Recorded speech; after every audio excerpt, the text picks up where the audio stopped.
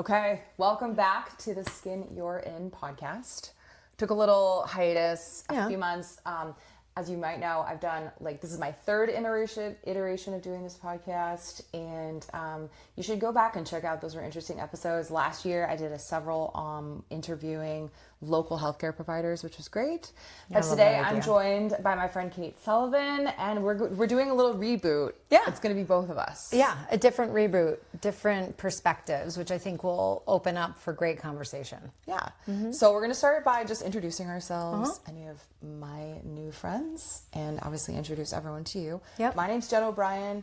I own and operate Releve Medical Aesthetics in Amherst, New Hampshire. And I live in New Boston with my two daughters who are now 10 and 12. And my husband. We have no more pets. We have had all the pets over our life. No such thing. You always need pets. to have pets. Introduce yourself for us. All right, I'm Kate Sullivan. I live in New Hampshire, and I own a PR firm called Kick PR, and I'm also a host of a show called New Hampshire Life. I also have two children that are 11, almost 12, and 13. Just kind of in this midlife, raising kids, working, aging. Trying not to age. Trying to be graceful. Trying to age gracefully about it. Or that's an interesting conversation. I always say the time is passing, whether you have lines on your face or not. It's true. It's true. There's nothing you can do about it. Yeah, we get to decide. Well, it's better than the alternative, which is not aging at all, which means you're That's true. 6 feet under. Yeah, no, okay, yeah, no. So I'm really glad to be up here above ground aging. I have a little icebreaker planned for us, which I haven't told you about. Okay, I know. Have you seen this trend on the socials, which are like after you turn 40, you're sorted into one of the houses, and it's like the sourdough house, the romanticy house, the weightlifting house, the gardening, house plants. Okay. Oh, God. So my icebreaker question for you is, what over 40 house have you been sorted into? So it's got to be like the strength. Okay. Weightlifting. It's definitely not the gardening or the sourdough. What was the other one? So, the most common ones I would say are sourdough. No, not me. Houseplants. No. Weightlifting. Yeah. Houseplants and gardening. No. Reading. What else is there?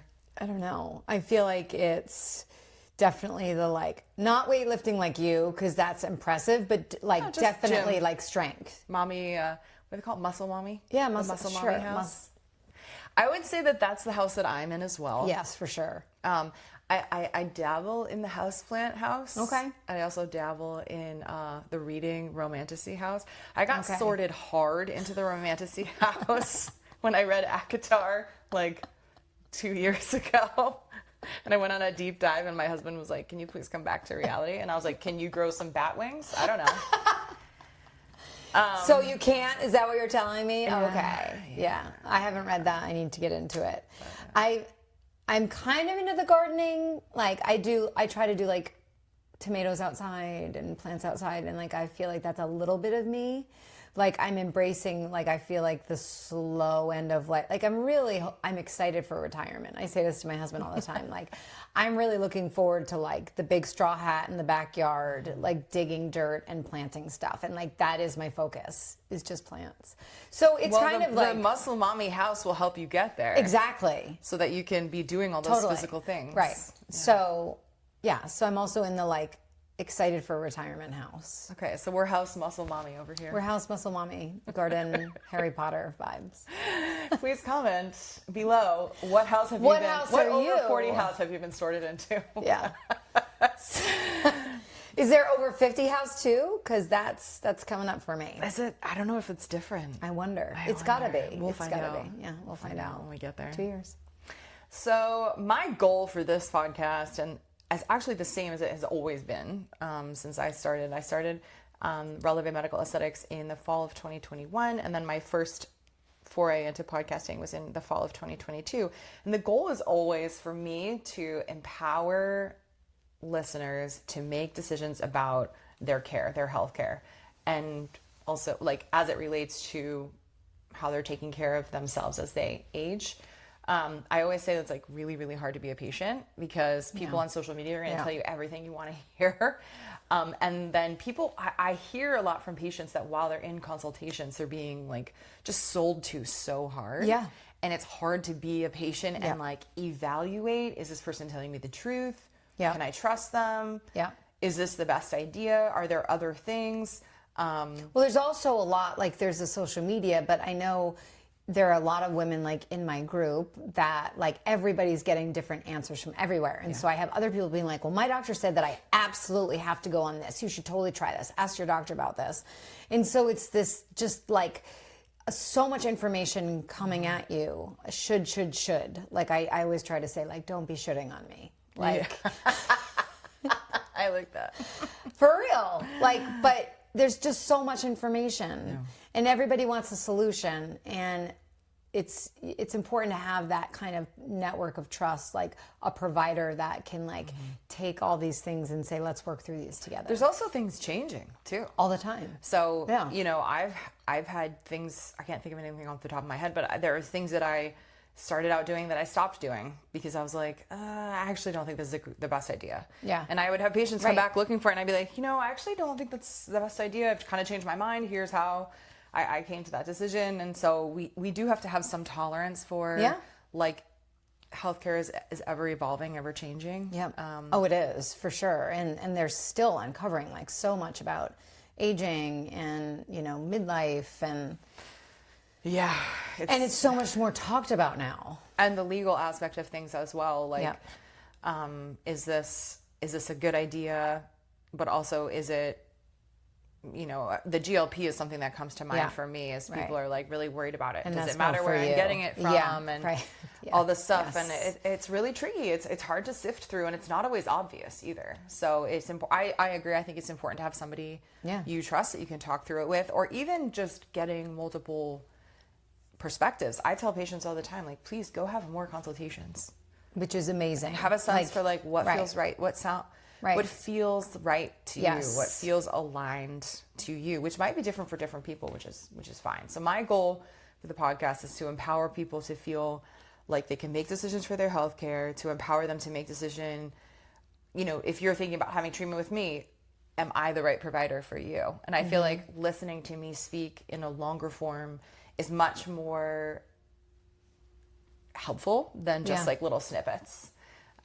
What are your goals for the podcast? What do you? Well, I love you speaking on longer form because I love Jen and I, you know, I'm a patient of hers, but we've also connected about our kids and life and had like really amazing conversations over coffee. And like, I love when you speak and when you're very passionate about what you do and you care deeply about the work that you do. And I think like when I came to you, and so I will fully say that like years ago, I was like, I'm going to age gracefully, like bring on the lines, bring on whatever. Well, what I didn't know is aging isn't just lines. It's like certain things, like your eyes get dark, your skin sags, like your looks start changing, and it's fine. And so there was so much kind of like stigma or shame around like, oh, I'm not going to use Botox, or I'm not going to use this. Like, that's not what it's meant to be.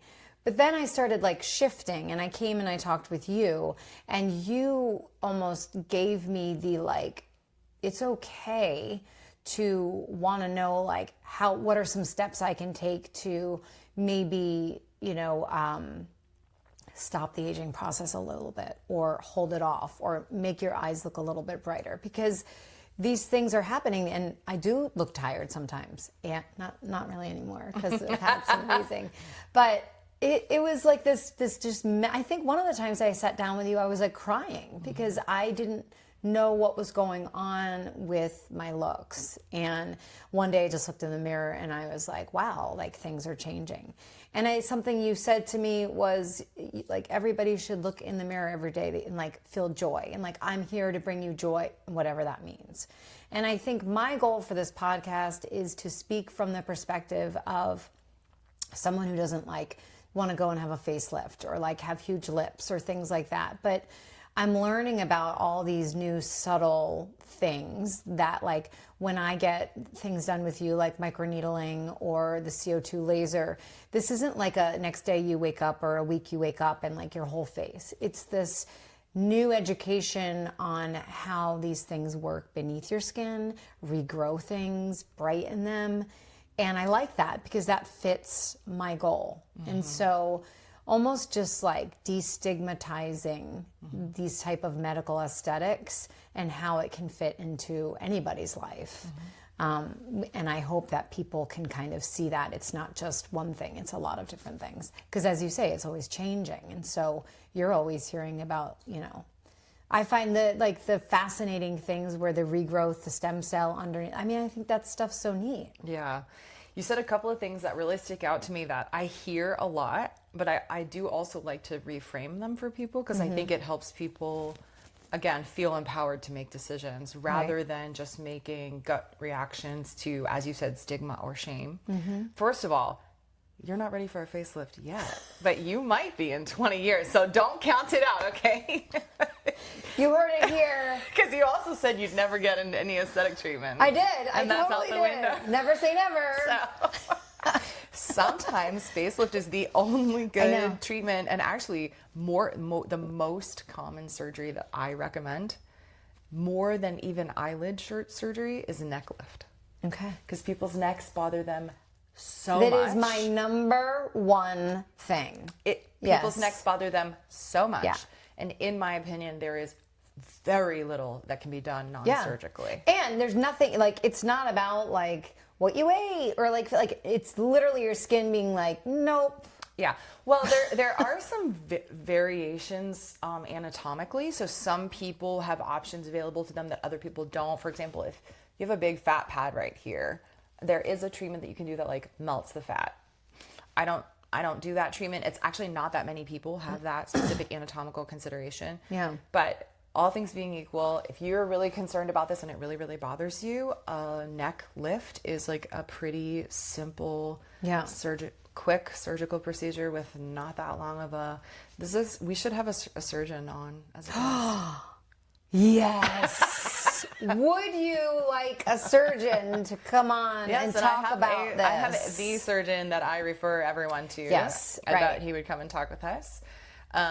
Anyway, side note, you also said when you were talking about how you were feeling about the aging process, you were using the words like my appearance, how I look, the things that are changing. And those are, yes, the visible things that you notice.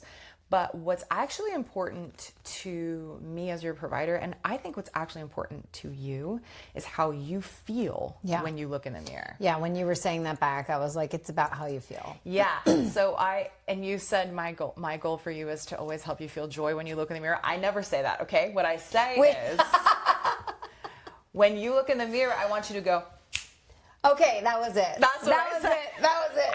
There was joy in there at some point. I swear you said joy at some point. Yeah, so it's about how you feel. And here's why I believe that if you feel bad inside when you look in the mirror, now this is different from body dysmorphia. We can talk about body dysmorphia, but that's a super tiny population. Yes, okay, it is. people. Yeah. That's not most people. When you feel icky, when you look in the mirror, it affects how you show up in every aspect of your life. And already in the first however many minutes of this podcast, you and I have listed roles that we play in our lives and in the community. We are mothers, we are wives, I'm a Girl Scout leader, we have businesses, we're both entrepreneurs. And we want, for the benefit of the people we serve in those roles, we want to bring our best selves out. Yeah. My fundamental belief is that you were created to be in this place at this time to shine a very unique light. And if something makes you feel bad, your light will be dimmed, and the amount of good that you can do in the world will be reduced. Yeah. So if there is something that is making you feel less good and then causing you to shine your light less brightly in your different roles, then it makes sense to accept risk, to treat it. Right. Because the bottom line is anytime we do a treatment, we are accepting some level of risk. Right. With most of what I do, the risk isn't actually that high. Right. Yeah. But it's worth treating, or it's worth exploring. Right. And and I fully support that. And I think like the not the issue, but the conversation around that some people will say is like, if you're not feeling good inside, it has something to do with like a larger picture of something that you need to work on. Like you shouldn't look in the mirror and like not feel good about how you look. Like that's something that you need to fix. Or like, yeah, I think that there are conversations around that where I think, like you kind of simply put it, like if you're looking at yourself like you're not feeling great about what you're seeing or how things are happening, like do we have to just sit and accept it? Do we have to be like, no, I need to go on a retreat and really get to the core of why I'm not happy? No, it literally could be because you have dark circles under your eyes and because your skin is getting thinner, and it is okay to talk about that stuff and then come in here and be like, I just want that fixed or like a little bit better. Like, that's okay. Yeah, nothing bad. Right. You're not going to hell. No, but I think that is a lot of the back and forth. Let's debunk. Can I debunk? Totally. That I shouldn't care. I shouldn't care. Right. I tried that. It didn't work. That is not rooted in science or biology. You are biologically designed to care about how you look. Yeah.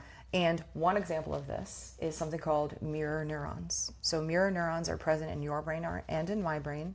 And they are the cells responsible for making you feel like how other people's facial expressions appear. For example, when you're in Bedford Market Basket with your toddler and you're really annoyed because the toddler keeps running up, but the toddler trips and falls and starts crying, you usually, unless you're like really at the end of your rope, you usually go, oh my gosh, are you okay? Right?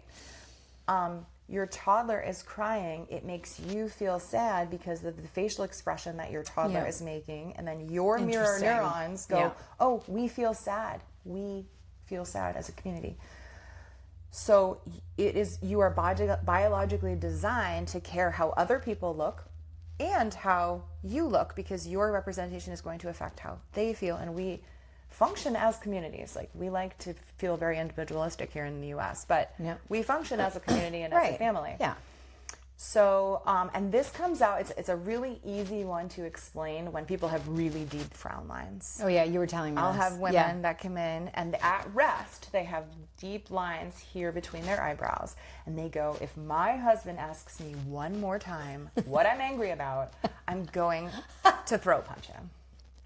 Because I'm not mad, but it is affecting their relationships. It is affecting how they move throughout the world, how they relate to their spouse. In fact, it gives them something to be angry about, which is ridiculous. So does it make sense in that setting to give someone a little bit of Botox and soften frown lines? Absolutely. Yeah, right. I mean, I have absolutely zero qualms with that. Yeah, right.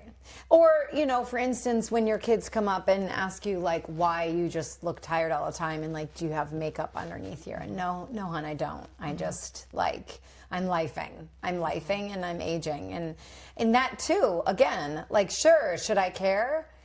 I don't know, but I do. And like, well, it's a tiny example of does it matter how we look?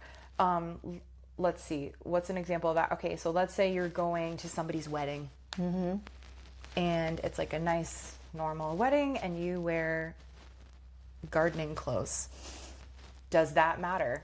Like, yes.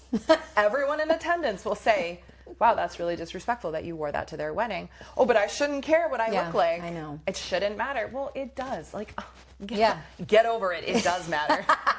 Just because you say it shouldn't matter, it doesn't mean it doesn't matter. It does matter. We draw conclusions about other people based on how they look, and that there is nothing inherently wrong with that. Yes, we should all have just absolute gobs and gobs of grace for each other. Like, grace upon grace. Yeah. If somebody is dressed like an absolute mess, have grace for them. Like, gosh, they must be having a hard day, whatever. But does it matter that I can tell that someone is a homeless person sitting on the side of the road by the way that they look? Yes, I am drawing conclusions, and they help me function in a world and society. So we got to get rid of the shoulds. Yeah. Right. And it is, you're right. It's so much, like, I never would have called, like, the mirror neurons, but that's the reason. And there's more examples of that. Right. But people love to say like, I shouldn't care. Well, your brain says different. Right. So that's interesting to me because that's very scientific, and just like be kinder. I'm trying to be kinder on myself and let other people know that like at one time I was like, absolutely not, like blah, blah, blah. But here we are and it's fine. That's It how I also feel. helps a lot of people when we kind of remember like, hey, it's completely socially acceptable to dye your hair. Correct. It's completely socially my acceptable gosh. to do your Yes. nails. Right. It's completely socially acceptable to wear Yep. somewhat Yeah. expensive clothes. Like, Yeah. nobody's going to be like, ew, her clothes are too expensive. Like, nobody's going to say that about you. Oh my gosh, her hair is too brown. I think she gets hair dye. Oh my gosh, that's so embarrassing. Nobody. It's so true. No, in fact, more likely they're going to be like, did you see her roots? Yeah. She needs Yeah. to go. Totally. Yes.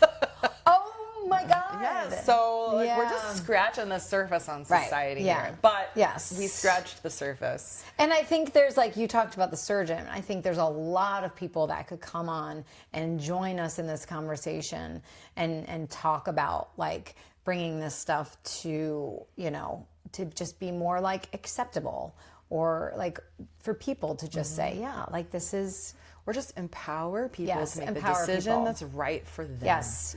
And because I have patients that come in and they're like, I will never get surgery. It's never going to happen. What can you do for me? And I'll say, okay, this is a slightly less good treatment for what's bothering you. And I'll say that. Yeah. This isn't as good as surgery, Right. but it can help. And they'll be like, okay, great. That's what I want to do. Yeah. And then there are people that say like, I want the most effective treatment for what's bothering me. And I'm referring them for surgery, just as an example. So it is also okay that different things are right for different people. Yeah. Also, please don't be influenced by what your friend had done. Yeah. Or your sister yeah. or whatever. Like, Yeah. anatomically, we are all so different. Right. Yeah. What's right for one person is not right for the other person. I get asked a lot of, well, my friend had her crow's feet treated. Should I do that? And I'm like, Yeah. do you have your friend's face? Yeah. Like, do your crow's feet bother you? They're like, Right. no. I'm I like, know. then you probably shouldn't Right. spend money on that. Well, someone was just telling me about how they had their eyelids, like, done. And I was like, oh, should I do that? And then I was like, wait, I don't think, like, they had the actual, like, surgery. Blepharoplasty because surgery. they had, like, hooded eyes. I don't have hooded eyes. At least I don't think so. And I was like, oh, should I get that? That is exactly what happened to me. Yeah, That because it calls attention to stuff that I'm like, I didn't even notice that before. Is that something that I need to do? Because there's just this like so much information going around, and I think like the best thing when I came here and you knew that I was like I've never gotten anything done, right? And we started out with the very minimal like. For me, like the microneedling, which I thought was like super fascinating and cool. And I'm the person that's like that is what's gonna, improve it over time, not anything drastic. Like that's my thing, and I like that. And it's also like preventative aging. It's not to say you're not aging, like, and that's the other thing is my face is going to age. It just is. But there are things that can be done to just help it either not go as fast or not look as drastic. And for me, that works. For other people, maybe they're like, no, I need it to be quick. But like, that is the process. And it isn't just one size fits all. And I think when I came here and learned that from you, it runs the gamut of like the most minor things, little things to extreme stuff. Yeah. And sometimes it changes over time too. I definitely feel like aesthetic medicine specifically is a partnership. Like, you should not provider hop. Yes. You should find a provider that really feels Yeah. like they align with you. And, of course, I don't offer every single service that there is. And I'm often, or usually in every single consultation, if there is any treatment that I don't offer that I think would help you, I will always mention it. Yeah. But outside of that, you should stick with a provider because these treatments do build on each other. Yeah. The provider will get to know your anatomy. They'll do a better job because they know your anatomy. Don't be going here, there, and everywhere and expect to get a great result. I don't think that you makes will. sense. Right. Yeah. And it is like relationship stuff, I personally think like having the provider that's right for you is the most important element in getting a result that you like. Because, look, for example, I tend to do really natural, specifically Botox in the forehead is like really, really tricky to get it to look natural. And that is really what I specialize in. Yeah. People who want their foreheads completely frozen, I might not be their favorite provider, right? And if they tell me I really want it really, really frozen, and I'll say, okay, I'll do my best. Often they're coming back 2 weeks later, like, it's not frozen. I'm like, ugh, I don't want it to be frozen. But yeah, so. Okay, I didn't know people wanted it frozen. That's why I have bangs. Bangs are covering it up for now. So you kind of shared a little bit of your origin story, like what kind of got you walking in the door. I have an interesting origin story because I was also, I would never get Botox. Like, it just would never have. Huh. At 35, it would never have even entered my mind that I would do that. It just wasn't. I didn't know anything about it. The only thing I knew about it was like Real Housewives, right? Yeah, right. You see those people. That's the only reference that I had. Yes. And I was like, well, I'm not going to do that. I also live in southern New Hampshire, so like, I didn't care that much about my appearance. Like, I'm not a makeup girl. I'm not a hair girl. I'm like a jeans and hiking and mountain biking and skiing girl. Same. That's what I enjoy. Yeah. The shift for me occurred right around like 37, 38 when I got that literal like physical sensation of disappointment when I looked in the mirror of like, oh my gosh, what is wrong with me? Like, I felt like I looked really, really sick. And I had actually like gotten up and put a little makeup on and like made an effort and went to work, and I was having a great day and I was chit-chatting, and then I went to the bathroom and I washed my hands and I was like, oh my God, look at my face. What's wrong with my face? And that feeling was like so stark that like I could have a great day and then my reflection in the mirror could ruin my great day. Yeah. And I took a picture and I sent it to my friend, my very sassy friend, Britt. And I was like, what is wrong with my face? And she was like, nothing, you're just tired. And I was like, but I'm not tired. I think I put it in all caps. I'm not tired. Yes. Like, this is just how I look. Yeah. What the heck? And I'm only 37. Like, what is happening? And so suddenly, it was really easy when I was 35 to say I'll never get Botox because I didn't need. Nobody needs Botox. No one needs anything. Yeah, but I didn't have a reason to want it, or I didn't have a problem. Right. Then 37 hit, and I felt that I had a problem. Yeah, that's so interesting. And it hits for everybody at a different age. It certainly does. I will say most commonly is the late 30s when we see the biological shifting in terms of like actual biologically relevant symptoms of aging. Okay, by that I mean fine lines and wrinkles, brown spots, dark under eyes, those types of things become evident right around the 37 to 40 mark for most people. I think that was all happening. It didn't really hit me. It didn't bother you until like I'm 48 right now. I'd say over the past 2 years. Yeah. Where I like would start crying because because I just like to almost like that thing you had in the mirror, like what is happening? Also, like I mentioned, I have a TV show. And so when you're on camera and you're having to watch yourself, you are your biggest critic. And like HD TV doesn't do anybody any favors. Well, the worst part is that like my editor would like get me in slow-mo laughing, which is a wonderful, joyous, like I laugh all the time, but when it's slow-mo and you're like, you're just like, what? Why? What? Of all the angles, that one. You're like, thanks, bro. Thanks for having my back on that. Thanks for, you really appreciate that one. But you look so happy. I'm like, I know, but I get it. So it's right. It hits for people at different times. That can be genetic. I think a lot of it is genetic, actually. Yeah. It could also be, skincare to some degree, level of sun damage throughout your life, etc. But yeah.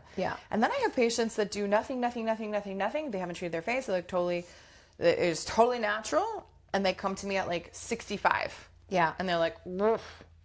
So that's probably a different journey than say somebody who comes to you at like 40, 45. It is a different journey. For those women, I think it was just really not socially acceptable, Yeah. even though, Botox and fillers have been available for around 30-ish years. It wasn't something that would have been accessible to everyone. Right. Or like socially acceptable, especially regionally. Like here in Southern New Hampshire, we are about, I would say, 10 years behind the rest of or other parts of the country in terms of using aesthetic medicine. So for example, places that are way ahead of us are like Florida, California, the South, Texas. It's extremely culturally appropriate and accepted to have aesthetic treatments. And in fact, you might be judged negatively in those areas if you don't. California and like the whole Real Housewives thing has this added element of wanting to display some of their wealth and status through purposefully being overdone.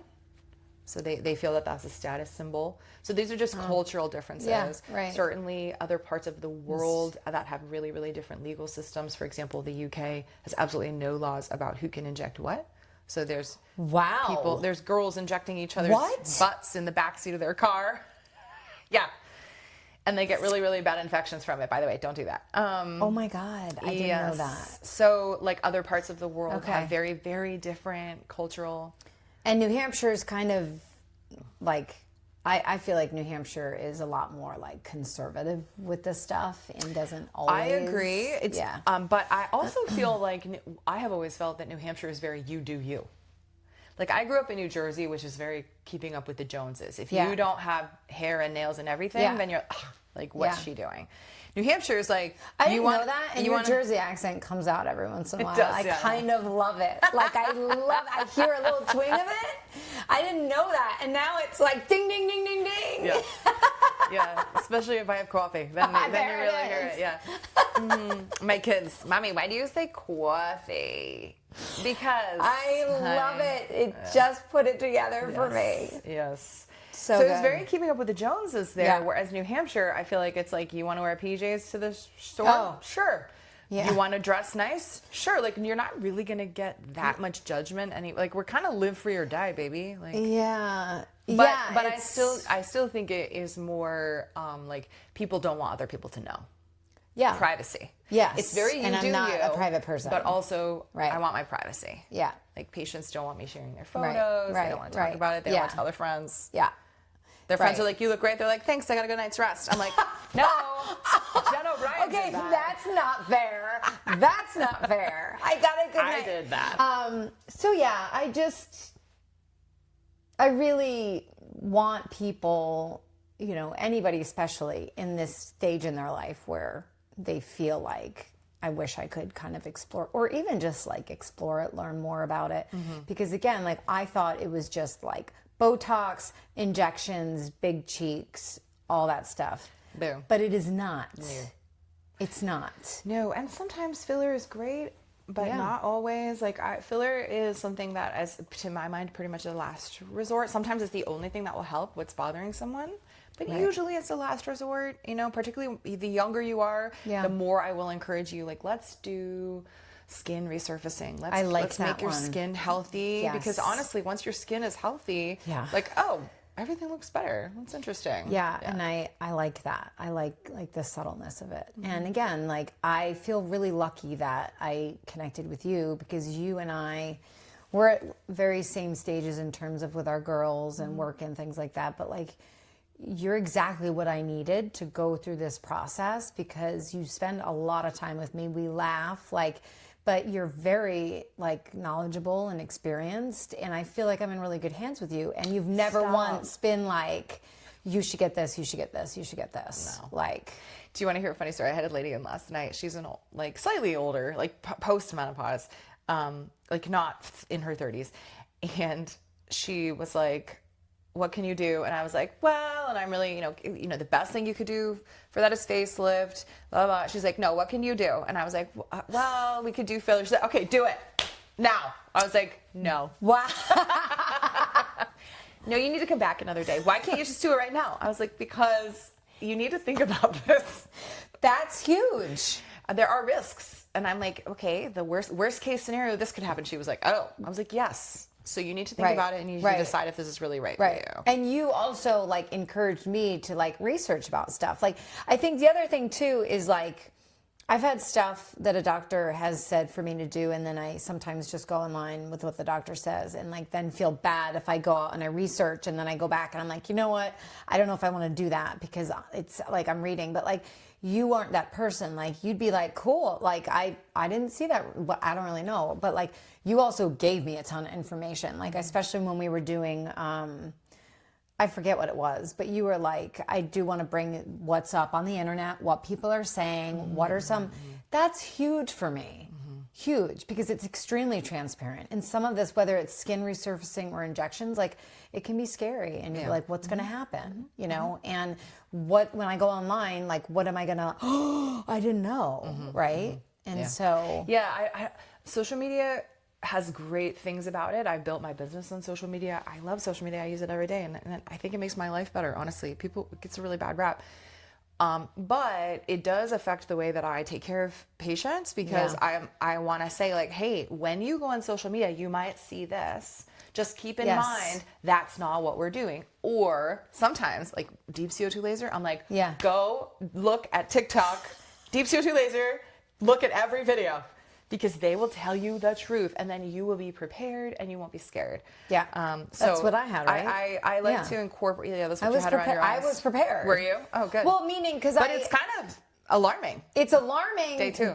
And that's what's also great about your like send me a photo every day, send me a photo every day. And I was actually going through Instagram and looking like, okay, everybody else has these. Like, this is exactly where I'm supposed to be. Yeah.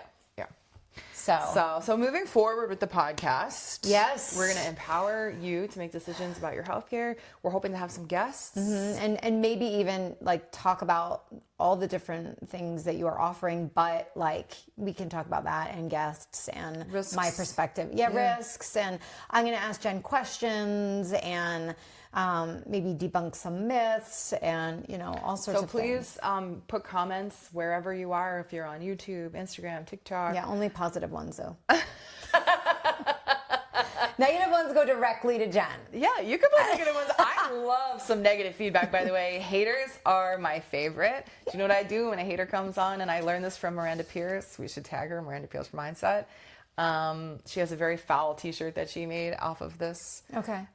She got a really bad hater. It was he used really foul language, so I won't repeat it. But she made it into a t-shirt. Amazing. And when haters come on, I get the most amazing content out of it. That's actually true. Because then I just screenshot them and I'm like, oh, that's what you think. Yeah. I'd love to see if there are any haters on this. Yeah, so give us Tell us what you hated. Tell us what you loved. Tell us what deep down inside we hate that, but we also love it. No, it's good. It means you've arrived. It means people are watching. Okay, you got great. eyeballs. All right. But also tell us in all of these platforms, what do you want us to hear about? What are your questions? What's most interesting to you? I'm no expert, but I can banter and we can chat and I can ask her questions and we can deep dive on stuff. And we'll see you next time on The Skin You're In. By the way, the skin you're in, not the skin you're in. Okay? Just keep it clear. Let's just keep it real clear. And scene. Let's keep it